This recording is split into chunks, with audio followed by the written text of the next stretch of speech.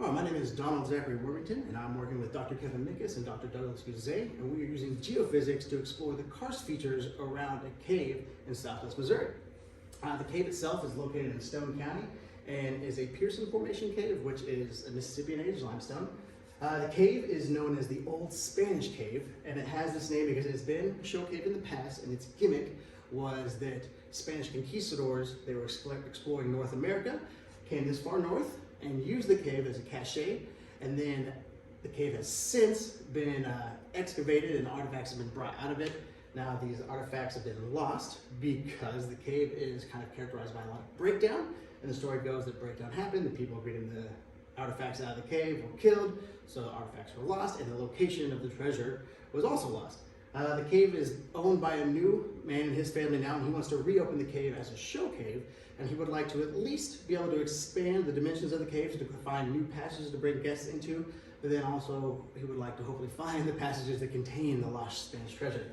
And that's what I'm here to do for him. I'm using resistivity and passive and active seismic readings to try to find air-filled passages around the cave that hopefully can be excavated too, or they maybe just be easy to access, but that way the dimensions of the cave can be expanded. The first step in doing this was to take a hand-drawn version of the map that was made in the 60s and then digitize it and put it over a hillshade of the area.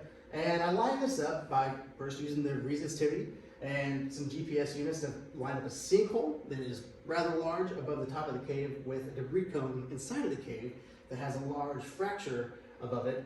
And once I put everything together, the resistive line of this high area of red, it showed that the cave was located there, which we kind of already knew. But then I was able to go out from there and take more resistivity lines to try to find possible airfill chambers around the cave. The cave itself is characterized by a lot of breakdown, like I was talking earlier, and looking at it in these two pictures right here, you can see that the breakdown is not small. It's not like plates or little blocks or cobbles, it's large blocks the size of automobiles. And in this first picture, you can see a young lady who's going into a passage in the cave, and it's surrounded on all sides by breakdown, and she just, luckily, there just isn't covering the chamber, and she's able to squeeze into it.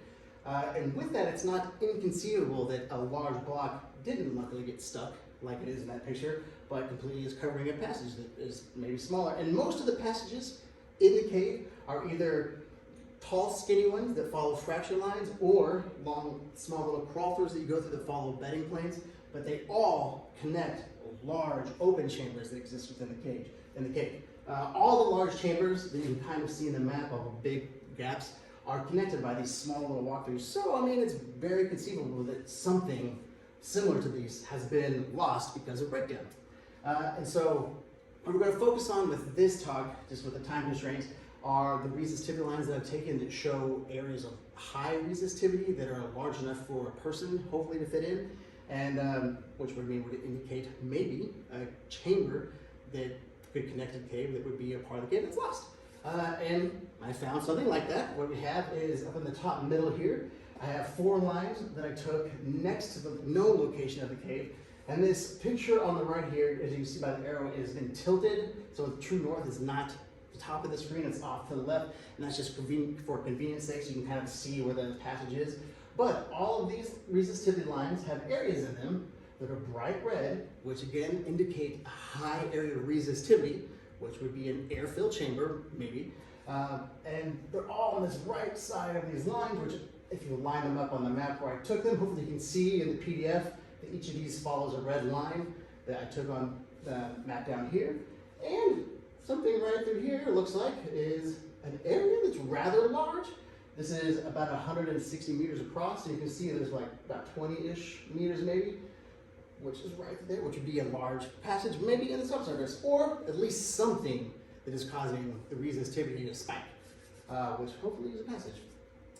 Clearly more data needs to be taken, which is what I'm going to be doing in the future. I'm going to be using the passive and active seismic readings to kind of constrain my resistivity lines to get a better idea of what's going on. And then I'm going to try to take more resistivity lines right there so I can make a 3D model of what's happening, hopefully in the subsurface. And maybe if it works, this will hopefully be connected down here to the cave.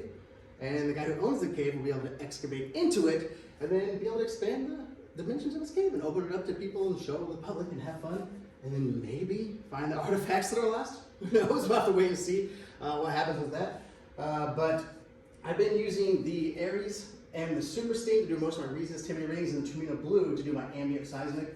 The ambient seismic it's basically kind of the opposite of when you do like an explosion type seismic, an active seismic reading. It uses ambient noise like wind rustling in the trees or like cars driving by to sit and get an idea of what's going on in the subsurface. But hopefully with all three of these methods, over an area like this, I'll be able to say, maybe not definitively, but say to a certain degree of certainty that there is something there.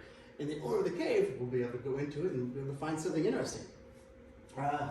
If you have any questions, I don't know if we're taking that or not. I'm assuming not, but if you do, if you can get a hold of me, I'd be more than happy to answer them. But if not, have a great day and thank you for listening.